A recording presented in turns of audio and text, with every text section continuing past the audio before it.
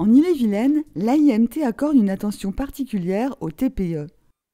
Exemple, cette boulangerie où l'équipe pluridisciplinaire a permis le maintien dans l'emploi d'une salariée chargée des livraisons en milieu rural. Le confort au travail fait partie de du bien-être, et puis si on veut avoir des gens qui restent pendant un certain temps, si on peut aménager, effectivement, même s'il y a une contrepartie financière, je pense que sur le long terme, c'est plutôt une bonne direction.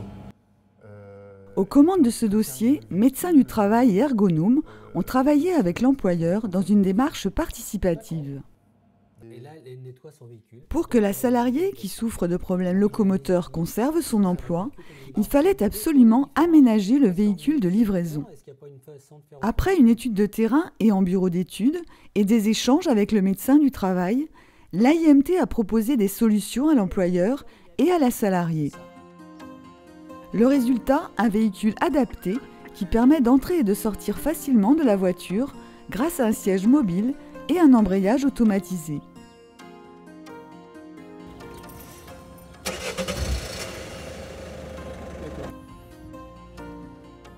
Un chariot spécialement conçu pour porter les panières facilite également les livraisons. Au total, une opération menée dans les délais.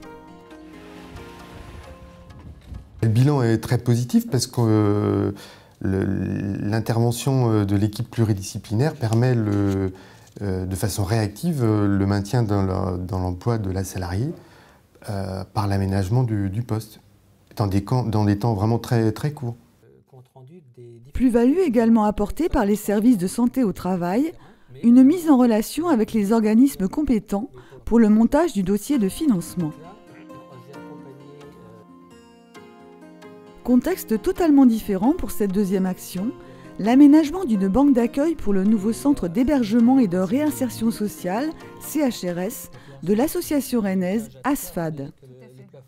C'est une étude qui a été très bien menée puisqu'il y a eu l'intervention d'un ergonome, il y a eu une démarche participative, donc les salariés ont adhéré au projet, l'employeur a donné le temps et les moyens pour que tout ça se fasse de façon très, très cohérente. Point de départ de l'étude, des locaux inadaptés, une ancienne maison de retraite et des contraintes de nature très différentes.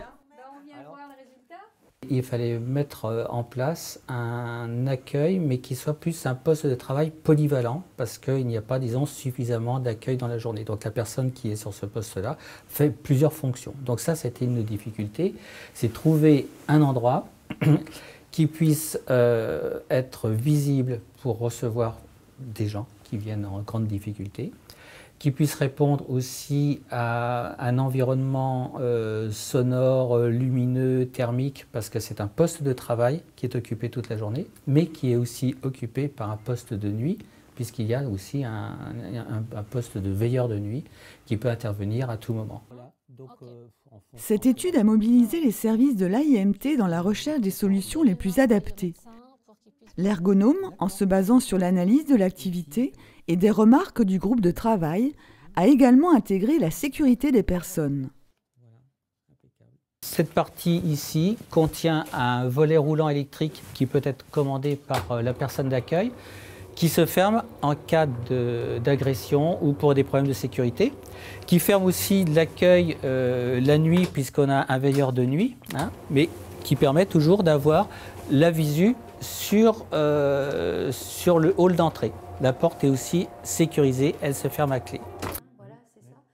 Au final, les préconisations de l'AIMT ont permis la réalisation d'une banque d'accueil chaleureuse et efficace en termes d'accueil et de sécurité.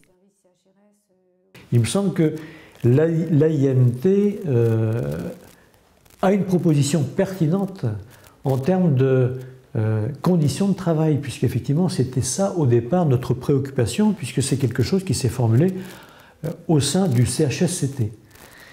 Il me semble que ça va effectivement bien au-delà de préconisations qui peuvent parfois paraître vagues. Là, effectivement, il s'agit en situation, concrètement, d'apporter des réponses dans un contexte et grâce à une analyse des contextes des différentes parties prenantes. Dans cette réalisation, la forte implication des salariés a certainement aussi joué un grand rôle. Rien ne doit être laissé au hasard quand il s'agit de santé et de sécurité au travail.